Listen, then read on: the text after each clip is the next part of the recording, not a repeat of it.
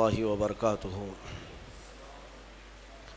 الحمد لله وكفى وسلام على حبيبه المصطفى. أما بعد فأعوذ بالله من الشيطان الرجيم. بسم الله الرحمن الرحيم.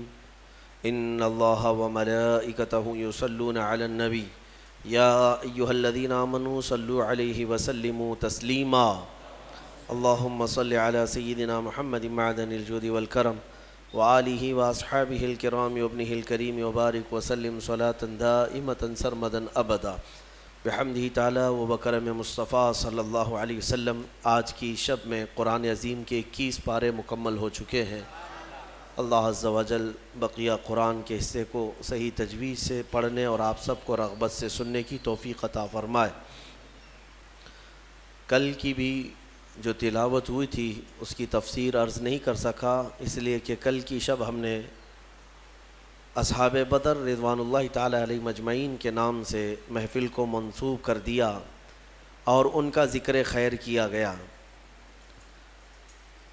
20ویں پارے میں ہم نے جو تلاوت کی ہے وہ سورہ قصص ہے اور سورہ عنکبوت ہے، اور اس کے بعد آج جو ہم نے 21ویں پارے میں تلاوت کیا ہے وہ سورہ روم ہے، اور پھر سورہ لقمان ہے، اور سورہ سجدہ ہے، اور اس کے بعد سورہ احزاب. یہ اب سورتیں بڑھتی چلی جائیں گی، چھوٹے چھوٹے سورتیں. اس میں ساری سورتوں کی بڑی فضیلت ہے. سورہ قصص جو ہے، قصص قصے کی جمع ہے، واقعات. جیسے میں نے سورہ یوسف کے متعلق آپ کے سامنے عرض کیا تھا، اللہ نے فرمایا نحن نقص علیک احسن القصص، ہم آپ پر ایک بہترین قصہ سناتے ہیں. تو قصص کے نام سے یعنی قصوں کے نام سے پوری ایک سورہ ہے، اور اس میں کون سے واقعات بیان کیے گئے ہیں؟ وہ سیدنا موسیٰ کلیم اللہ علیہ الصلوۃ والتسلیم کی پیدائش سے لے کر ان کے نبوت کے معاملات، اور پھر فرعون کے ساتھ ان کی جو مناظرے، مکالمے، مجادلے ہوئے، ان سب چیزوں کے متعلق اس میں بیان کیا گیا ہے.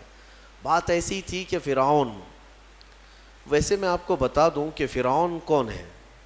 فرعون صرف ایک شخص کا نام نہیں ہے. مصر کا جو بھی بادشاہ ہوتا تھا اس کا لقب فرعون ہوتا تھا. تقریباً 18 یا 19 فرعون آئے ہیں. جو بھی بادشاہ ہوتا تھا اس کا لقب تھا یہ فرعون. اکثر لوگ اس کو نام سمجھتے ہیں. فرعون بادشاہ کو وہاں کے مصر کے، اور نمرود عراق کے بادشاہ کو کہا جاتا ہے، اور ملک روم کا جو بادشاہ ہوتا تھا اس کو قیصر، اور ایران کا جو بادشاہ ہوتا اس کو کسریٰ کہا جاتا. یہ بادشاہوں کے لقب ہوا کرتے تھے، نام الگ ہے ان کے. اب جو موسیٰ علیہ السلام کے زمانے کا فرعون تھا وہ بڑا جری تھا، اسے طاقت پر غرور بھی تھا، گھمنڈ بھی تھا. ایسا ہے کہ تقریباً 100 سال تک تو کبھی اس کو سردی بخار بھی نہیں آئے، بیمار کبھی نہیں ہوا. تو آدمی کو جب کوئی تکلیف نہ آئے تو وہ غرور میں بڑھ جاتا ہے، اور اسے ایسا لگنے لگتا ہے کہ میں سب سے پاورفل آدمی ہوں دنیا کا، مجھے کچھ ہو نہیں سکتا. تو یہی فرعون ہے جس نے اپنے زمانے میں یہ اعلان کیا تھا کہ لوگوں میں تمہارا رب ہوں، تمہارا بڑا رب میں ہوں، میری عبادت کرو.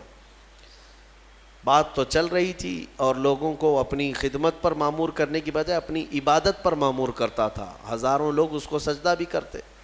ایک دن ایسا ہوا کہ فرعون نے خواب دیکھا، آسمان سے ایک تارا ٹوٹ کر اس کی گود میں گرا یا اس کے محل پہ گرا، اور پھر آگ لگ گئی اس کے محل میں. وہ گھبرا کر کے اٹھا. صبح نجومیوں کو، کاہنوں کو بلایا کہ اس خواب کی کوئی تعبیر صحیح بتا دے. بہتوں نے الگ الگ تعبیریں بتائی. پھر جو بڑے ماہر نجومی تھے انہوں نے کہا کہ اس خواب کی تعبیر یہ ہے کہ بنی اسرائیل خاندان میں ایک بچہ پیدا ہوگا جو تیری سلطنت کو ہلاک کر دے گا، تیری سلطنت کے ہلاک کرنے کا باعث بنے گا. خواب کی تعبیر سننے کے بعد شاہی فرمان جاری کر دیا اس نے کہ بنی اسرائیل میں آج کے بعد جو بھی لڑکا پیدا ہوگا اسے مار دیا جائے گا، کیونکہ وہ بچہ کہیں سلطنت کی ہلاک کرنے والا پیدا نہ ہو جائے. تو یہ اعلان کے بعد بنی اسرائیل خاندان میں جو بھی لڑکا پیدا ہوتا اسے مار دیا جاتا. یذبح ابناءہم ویستحیی نساءہم. قرآن میں ہے، اللہ فرماتا ہے وہ لوگ، یہ فرعون بیٹوں کو ذبح کر دیتا تھا اور لڑکیوں کو زندہ چھوڑ دیتا تھا. 1 سال کے اندر انہوں نے 12,000 بچوں کو ذبح کیا. پیدا ہوتے ہی قتل کر دیتے تھے. لڑکے کو زندہ رہنے کا حق نہیں تھا، صرف ڈر تھا. یہ وہ زمانہ ہے جب موسیٰ علیہ الصلوۃ والتسلیم کی بھی ولادت نہیں ہوئی، ولادت سے پہلے اتنے بچے مارے گئے.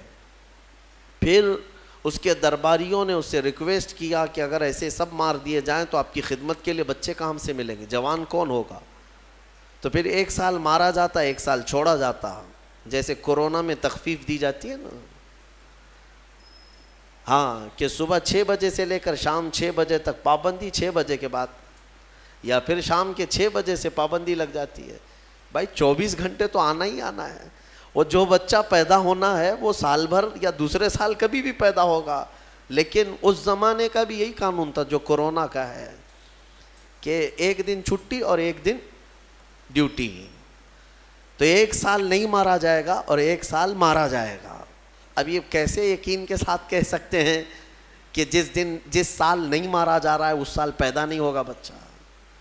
خیر، یہ دنیا کی لاجک ہے، ہمیں نہیں سمجھ میں آتی. یہ ان کی تھیوری ہے، ہمیں نہیں سمجھ میں آتی. سیٹرڈے سنڈے کو کیوں چھٹی ہوتی ہے کورونا کی، یا پھر رات کے بعد کیوں پابندی ہوتی ہے، ایک الگ مسئلہ ہے. تو 1 سال چھوڑا جاتا، 1 سال مارا جاتا. اتفاق ایسا کہ جس سال مارا جانے والا تھا اسی سال موسیٰ علیہ السلام کی پیدائش ہوئی. ان کی ماں حاملہ تھیں اور پیدا ہونے کا وقت جب قریب آیا تو اللہ تبارک و تعالیٰ جسے جہاں چاہے بچائے، ہاں، جس انداز میں چاہے وہ اللہ تعالیٰ حفاظت فرماتا ہے.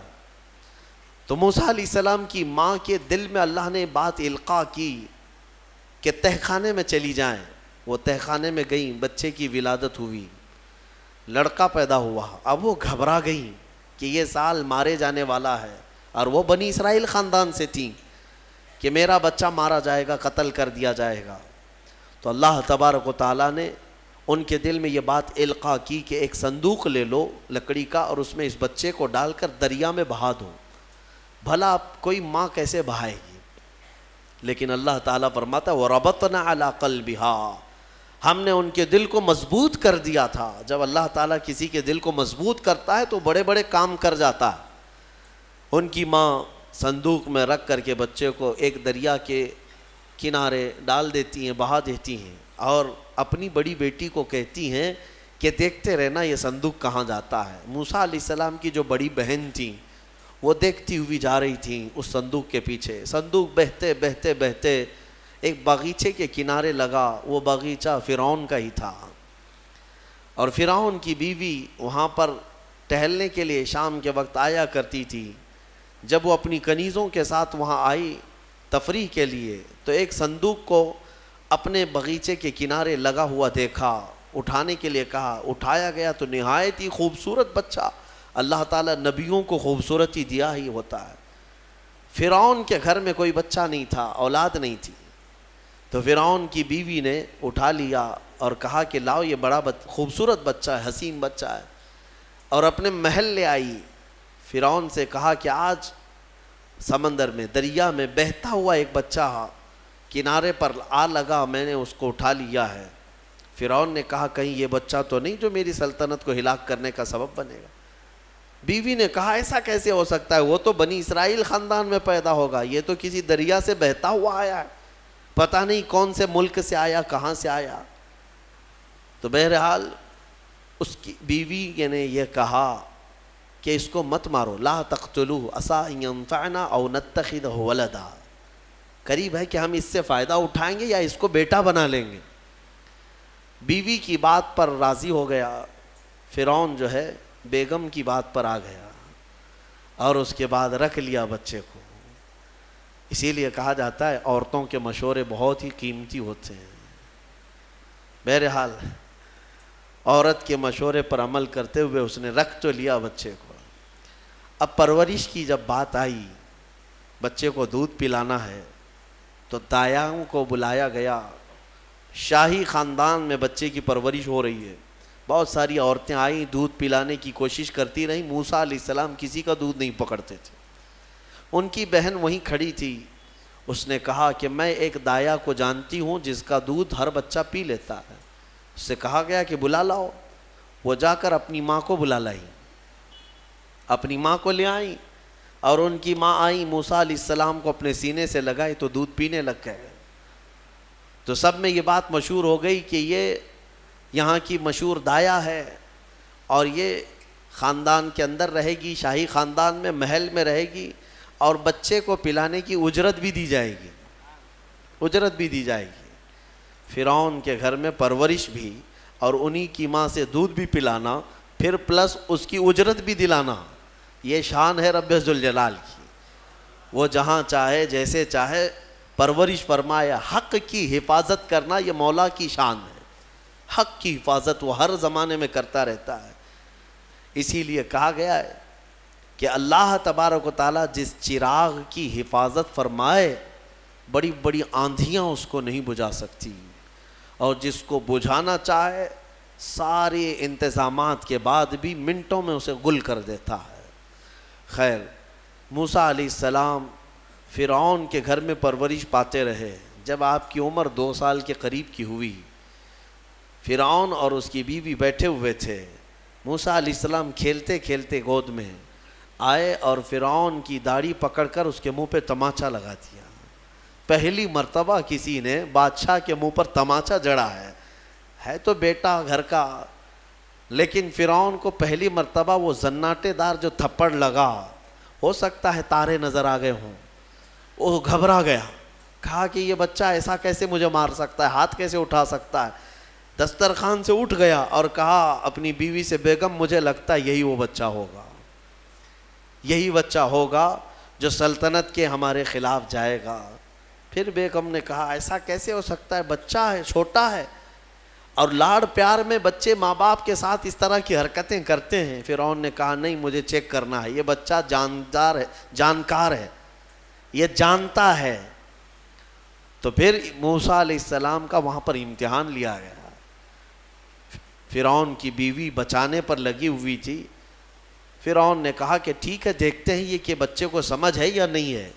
امتحان کے لیے بیگم نے کہا ایک کام کرو، ایک برتن میں آگ کے انگارے دہکتے ہوئے کوئلے وہ بھی لائے جائیں، اور ایک برتن میں سفید پھول لائے جائیں۔ اگر بچہ عقل مند ہوگا تو پھولوں کو پکڑے گا، نہیں تو پھر یہ لال چیز کی طرف بچوں کا ہاتھ زیادہ جاتا ہے، آگ دیکھے گا۔ کہا ٹھیک ہے، یہ آزمائش کی جائے گی۔ ایک برتن میں آگ کے لال سرخ انگارے کوئلے لائے گئے، اور ایک برتن میں پھول لائے گئے، دونوں رکھے گئے۔ موسیٰ علیہ السلام کیا، ہر نبی ماں کے پیٹ سے ہی ہر چیز کو جانتے ہیں، اللہ تعالیٰ انہیں علم بھی نوازا ہے۔ موسیٰ علیہ السلام کو بلایا گیا، 2 سال کی عمر ہے کہ بچے ان دونوں میں سے کوئی چیز اٹھا لو۔ تو موسیٰ علیہ السلام کا ہاتھ پھولوں کے برتن کی طرف ہی بڑھنے لگا۔ یہ تو امتحان تھا۔ جبرائیل علیہ السلام اسی وقت نازل ہوئے اور آپ کا ہاتھ پکڑ کر کے آگ میں ڈالا۔ آگ میں سے ایک کوئلہ موسیٰ علیہ السلام اٹھائے اور اپنے منہ میں رکھ لیے، جس کی وجہ سے آپ کی زبان جل گئی، ہاتھ میں بھی آگ لگی۔ پھر فوراً ہٹایا گیا۔ فرعون کو وہ سیٹسفائیڈ ہو گیا کہ نہیں، یہ جانتا نہیں ہے، جانتا ہوتا تو آگ نہیں اٹھاتا۔ بہرحال موسیٰ علیہ السلام کو اس آگ کے کوئلے کے زبان پر رکھنے کی وجہ سے زندگی بھر اس کا اثر رہا، زبان میں زندگی بھر اثر رہا۔ پھر جوانی آئی موسیٰ علیہ السلام کی، اسی گھر میں پرورش پاتے ہوئے۔ پھر آپ وہاں سے نکلے اور آپ کی ماں نے آپ کو ساری چیزیں بتا دیں کہ ہم بنی اسرائیل سے ہیں، نبیوں کا خاندان ہے، اللہ تبارک و تعالیٰ کی عبادت پر ہم ہیں، اور فرعون ظالم ہے اور وہ اپنی پرستش کرواتا ہے، اپنی عبادت کرواتا ہے، لہذا ہم فرعون کے خاندان سے نہیں ہیں۔ تو موسیٰ علیہ السلام جوان ہونے کے بعد ان تمام سچویشن کو سمجھ چکے تھے، سارے حالات کو۔ ایک بار ایسا ہوا کہ موسیٰ علیہ السلام اپنی بستی سے باہر کی طرف جا رہے تھے، 2 لوگوں کو لڑتے ہوئے دیکھا۔ ایک بنی اسرائیل کا تھا، ان کے خاندان کا تھا، ایک فرعون کے خاندان کا تھا، یعنی فرعون کا جو خاندان تھا، عمالقہ ان کو کہتے ہیں، اور ان کو قبطی کہا جاتا ہے آج بھی مصر میں. تو قبط خاندان سے ہوا کرتے تھے. تو ان کا ایک آدمی اور ان کے خاندان کا ایک آدمی لڑ رہے تھے. تو ان کے خاندان کا جو آدمی تھا وہ پکارا موسیٰ علیہ السلام، ہائے ہائے میں مرا جا رہا ہوں، مجھے بچا لو موسیٰ، مجھے بچا لو. موسیٰ علیہ السلام آئے، دیکھا دونوں جھگڑ رہے ہیں. ایک تو اپنے خاندان کا تھا بنی اسرائیل، ویسی بھی بنی اسرائیل پر اس وقت بڑا ظلم کیا تھا فرعون نے. تو موسیٰ علیہ السلام نے موقع پاتے ہی، یعنی وہ فرعونی تھا، ایک گھونسا لگایا اس کو، ایک گھونسا اس کو لگایا، وہ زمین پہ گرا اور مر ہی گیا، ختم ہی ہو گیا. نبی کا پنجہ لگایا نا، نبی کے ہاتھ سے ایک مار کھایا اور مر گیا. فَوَكَزَهُ مُوسَىٰ فَقَضَىٰ عَلَيْهِ، قرآن میں ہے کہ ایک گھونسا لگایا اور اس کا کام تمام کر دیا موسیٰ علیہ السلام. پھر حضرت موسیٰ علیہ السلام کو افسوس ہوا کہ یہ مجھ سے کیا ہو گیا، یعنی میں نے تو اس دونوں کے جھگڑوں کو چھڑانے کے لیے کوشش کیا لیکن میرے ہاتھ سے یہ مر گیا. اللہ کی بارگاہ میں آپ نے استغفار کرنا شروع کیا، اے اللہ تو مجھے معاف فرما دے. فغفر لہ، اللہ تعالیٰ نے معاف بھی فرمایا، آیتیں نازل ہوئی. پھر چند دن کے بعد ایسا ہوا، پھر ان کے خاندان والا بنی اسرائیلی ایک بار پھر کسی سے لڑ رہا تھا، دوسرا ہی دن تھا. موسیٰ علیہ السلام کو پھر آج اس نے پکارا. تب موسیٰ علیہ السلام نے کہا غلطی تو تیری ہی ہے، کل بھی تو ہی لڑ رہا تھا، آج بھی تو ہی لڑ رہا ہے، یعنی روز تو نے پیشہ بنا لیا لڑنے کا. تو موسیٰ علیہ السلام اپنا پنجہ لے کر اسی کی طرف آنے لگ گئے ہیں، یہ جو اسرائیلی تھا. تو وہ ڈر گیا، اس کو پتا تھا کہ کل کیا ہوا ہے، ایک گھونسا کھانے کے بعد ہوتا کیا ہے. تو چیخنے لگا، اتريد ان تقتلني كما قتلت نفسا بالامس، موسیٰ کیا تو مجھے بھی ویسے ہی قتل کرنا چاہتا ہے جیسے کل تو نے قتل کیا تھا. یہ کہتے ہوئے وہ جھگڑا چھوڑ کر بھاگ گیا. اب بھاگ کر جا کر فرعون کے خاندان والوں کو، بلکہ فرعون کو سب بتا دیا کہ موسیٰ بنی اسرائیل سے ہیں، اور ایک فرعونی کو، ایک تمہارے خاندان والے کو کل موسیٰ نے قتل کیا ہے. تو معاملہ بڑا بگڑ گیا. فرعون کے دربار میں یہ سب اس نے چغلی کیا.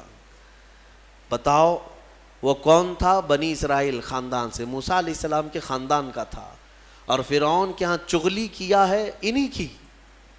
ہاں، اسی لیے کسی نے کہا ہے نا، ہماری کشتی وہیں ڈوبی جہاں پانی کم تھا. اکثر یہ دیکھا گیا ہے کہ درخت کو جس چیز سے کاٹا جاتا ہے ہوتی لوہے کی کلاڑی ہے، لیکن اس کو پکڑنے والی جو مٹھی ہوتی ہے وہ بھی لکڑی کی ہوتی ہے، لکڑی کی ہوتی ہے. اور لکڑی سے بڑے بڑے درختوں کو کاٹ دیا جاتا ہے. اور اسی لیے کسی دانشور نے یہ بھی کہا ہے، ماچس کی تلیاں بھی بہت چھوٹی چھوٹی لکڑیوں سے ہی بنتی ہیں، لیکن وہ بڑے بڑے درختوں کو جلا سکتی ہیں. آپ اندازہ یہ کریں کہ اکثر اس دنیا میں دھوکہ یا اپنے لوگوں کے ذریعے سے پہنچتا ہے، اور یہ بڑا دھوکہ ہوتا ہے، یہ بڑا دھوکہ ہوتا ہے. ایمان والوں کو بھی آج تک جس چیز کا سب سے بڑا نقصان اٹھانا پڑا ہے وہ جماعت کے اندر موجود منافقین سے، غداروں سے، منافقین سے، ہر زمانے میں. اس لیے کہ یہ چوہے پتہ نہیں چلتے، گھر کے اندر ہوتے ہیں، ساتھ اٹھتے بیٹھتے ہیں، ساری چیزوں کی خبر دیتے ہیں. میرے عزیزوں، ان تمام چیزوں کے سلسلے میں بہت مرتبہ کہہ چکا ہوں، آج بھی میں یہ عرض کرتا ہوں مولا کی بارگاہ میں کہ اے مولا، سب سے پہلے تو ہماری جماعت میں موجود ان غداروں اور منافقین کو بے نقاب کر انہیں ہلاک و برباد فرما، جن کے ذریعے سے اسلام اور مسلمانوں کو بڑا نقصان ہے، بڑا نقصان ہے. ہمارے حضرت فرمایا کرتے تھے کہ اللہ تبارک و تعالیٰ کافروں پر کبھی بھی مسلمانوں کو غلبہ نہیں دیتا، کبھی نہیں دیتا، مگر یہ کہ کسی مسلمان کے ذریعے سے ہی وہ کافروں پر، مومنین پر غلبہ حاصل کر لیتے ہیں. ہاں، یہ چیزیں دیکھنے کو ملتی ہیں کہ تمہارے گھروں کے پتے وہی لوگ بتاتے ہیں جو آس پڑوس میں ہوا کرتے ہیں. آؤ دوسروں کو بلا کر کے لا کر کے دکھاتے ہیں کہ یہ ان کا گھر ہے، یہ فلاں کا گھر ہے، یہاں سے اٹھائیے، آپ یہاں سے لے جائیے۔ مومنین کی خبر گیری کرنے والے جو منافق صفت ہوتے ہیں، ان کے لیے بڑا دردناک عذاب ہے۔ ان المنافقین فی الدرک الاسفل من النار، بے شک منافق جہنم کے سب سے نچلے حصے میں رہیں گے۔ موسیٰ علیہ السلام کی چغلی کیا انہی کے خاندان کا آدمی فرعون کے ہاں جا کر بتایا۔ فرعون پوری تیاری کر کے کہا کہ موسیٰ کو پکڑو، اور میں پہلے سے کہتا آ رہا تھا کہ وہی بچہ ہے اور میرا گمان صحیح نکلا۔ اس بنیاد پر اس نے اپنی بیوی کو سزا دینا شروع کیا، حضرت آسیہ۔ اس بنیاد پر وہ عذاب اس قدر دیا کہ ان کے ہاتھوں پر میخ مار کر انہیں سلاتا تھا، ان کو بالوں سمیت چھت سے لٹکا دیا جاتا تھا۔ بہت شدت کی تکلیف دی حضرت آسیہ کو، کیونکہ وہ موسیٰ علیہ السلام پر ایمان لاتی، وہ موسیٰ کے خدا پر ایمان رکھتی تھیں۔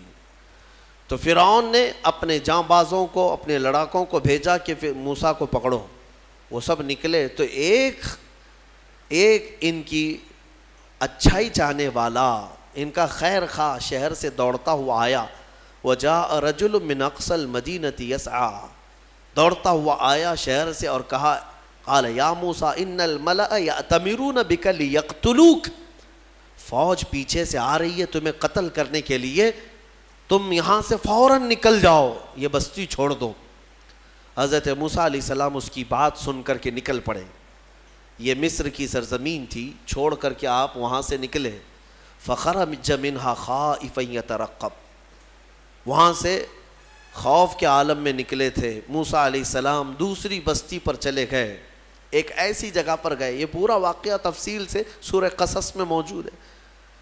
ایک بستی پر پہنچے تو وہاں پر دیکھا ہے کہ ایک کنویں پر بھیڑ لگی ہوئی ہے، بہت ساری بھیڑ ہے، پانی کھینچ رہی ہیں۔ اس میں دو لڑکیاں دور شرماتے کھڑی ہیں، وہ پانی میں لینے کے لیے بھیڑ میں نہیں جا پا رہی۔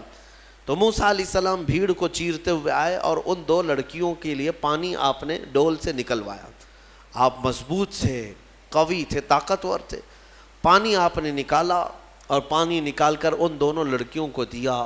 تو وہ جوان لڑکیاں تھیں، انہوں نے کہا کہ چلو، ہمارے باپ اس شہر کے بڑے نیک اور پرہیزگار آدمی ہیں، ہم تمہیں لے کر کے چلتی ہیں اور اپنے باپ سے تمہیں اجرت دلائیں گے۔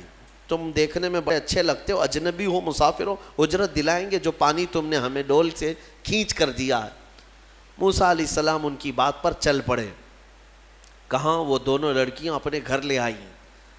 اپنے گھر لے آئیں تو ان کے والد جو تھے وہ کوئی عام انسان نہیں، وہ حضرت شعیب علیہ السلام تھے، اللہ کے نبی تھے۔ تو یہ دونوں نبی کی بیٹیاں تھیں۔ موسیٰ علیہ السلام آئے، پوچھا کہ تمہارے ساتھ کیا ہوا؟ موسیٰ علیہ السلام نے سارا اپنا واقعہ حضرت شعیب علیہ السلام کے پاس بیان کیا۔ تو حضرت شعیب علیہ السلام نے کہا، نجوت من القوم الظالمین، تم ایک ظالم قوم سے نجات پا کر کے آئے ہو، رہو ہمارے ہاں، رہو، کوئی حرج نہیں ہے۔ اب اجرت کیا دی جائے گی تمہیں جو ہماری بیٹیوں کو تم نے پانی کھینچ کر دیا؟ تو حضرت شعیب علیہ السلام نے کہا، قال احدى ابنتي هاتين على ان قالت احداهما، ان کی بیٹیوں میں سے حضرت شعیب علیہ السلام نے کہا، ہاں میں انی اريد ان انكحك، میں چاہتا ہوں کہ میری دونوں بیٹیوں میں سے ایک سے تمہارا نکاح کر دوں۔ کس بات پر؟ وہ اجرت کے طور پر نکاح بھی کر دوں گا، اور پلس مہر کیا رہے گا؟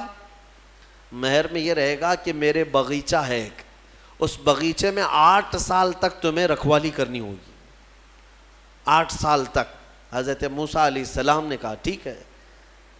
8 سال کی بجائے 10 سال موسیٰ علیہ السلام وہیں رہے، شادی بھی ہوئی شعیب علیہ السلام کی بیٹی کے ساتھ، جن کا نام تاریخ میں حضرت صفورہ بتایا گیا ہے۔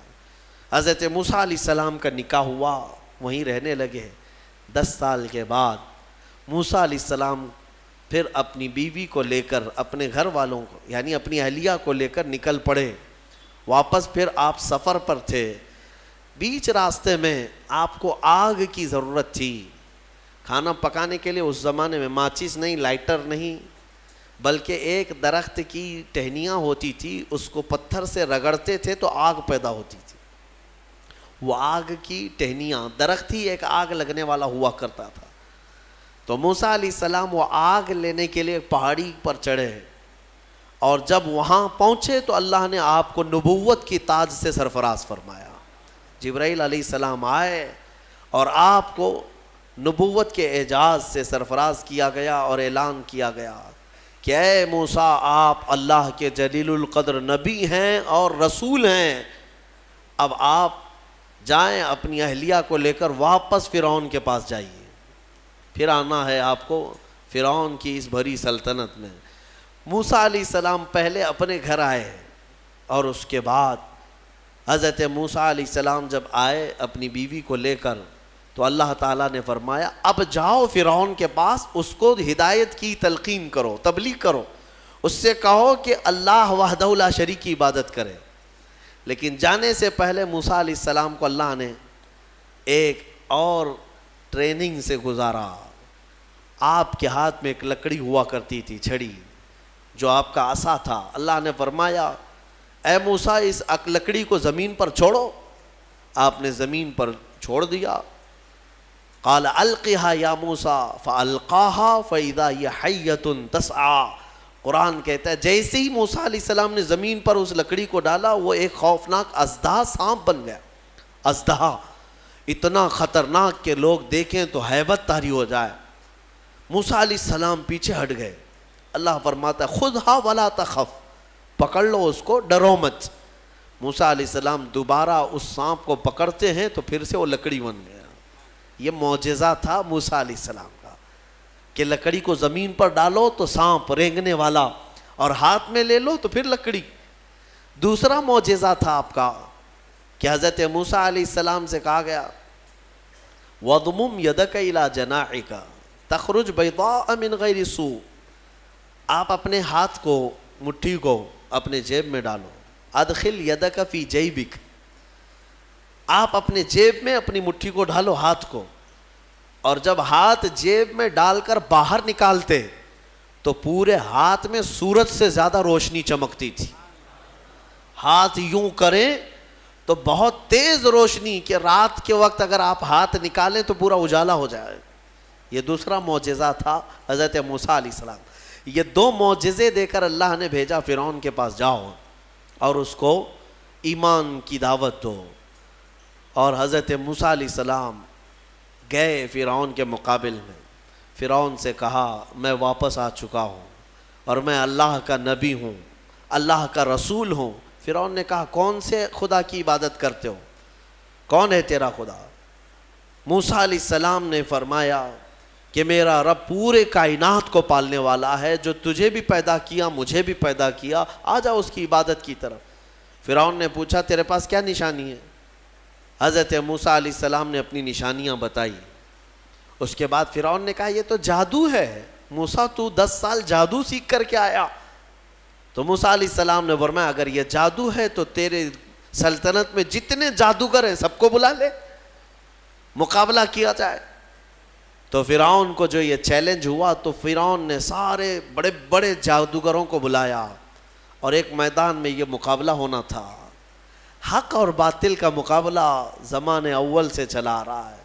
اقبال نے کہا ہے ستیزہ کار رہا ہے ازل سے تا امروز، شرار بولہبی سے چراغ مصطفی.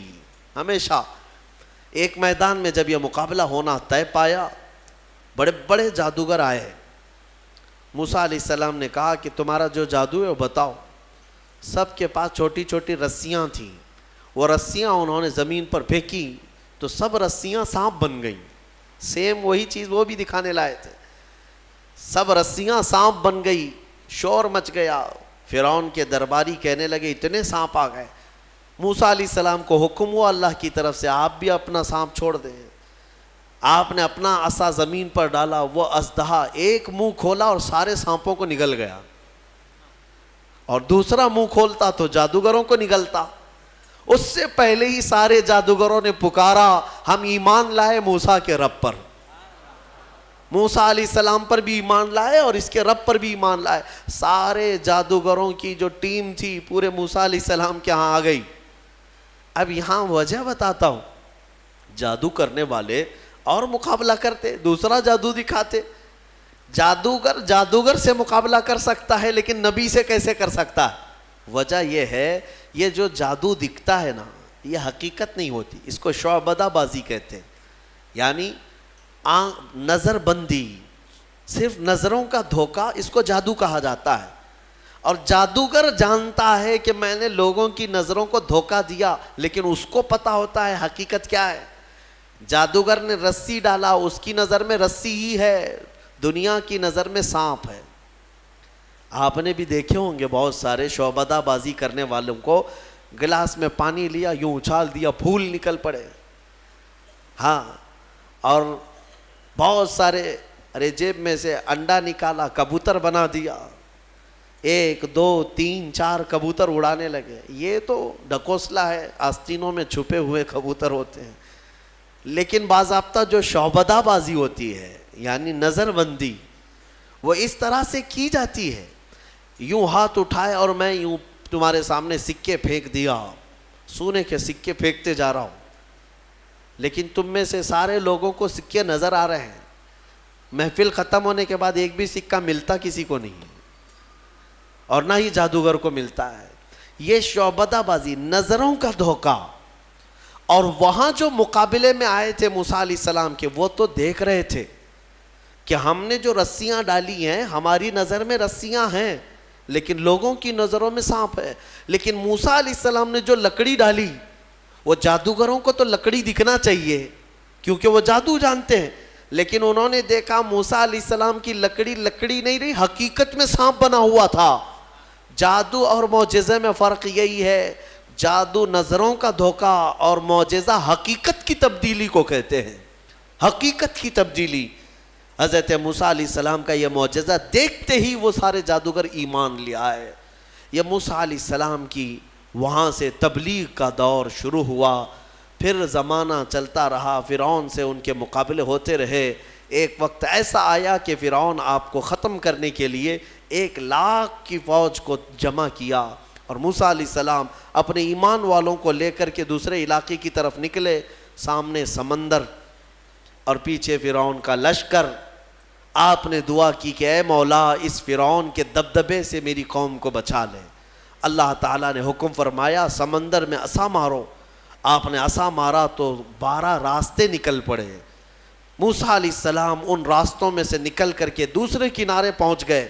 فرعون نے سوچا کہ یہ راستے ہمارے لیے بھی ہیں. سارا اس کا لشکر اور فرعون سب انہی راستوں میں آئے. بیچ راستے میں جیسے ہی پہنچے, اللہ نے سمندر کو حکم دیا کہ واپس جیسا تھا ویسے ہو جا. سمندر مل گیا اور ساری فوج آن کے آن میں غرق ہو گئی, ختم ہو گئی.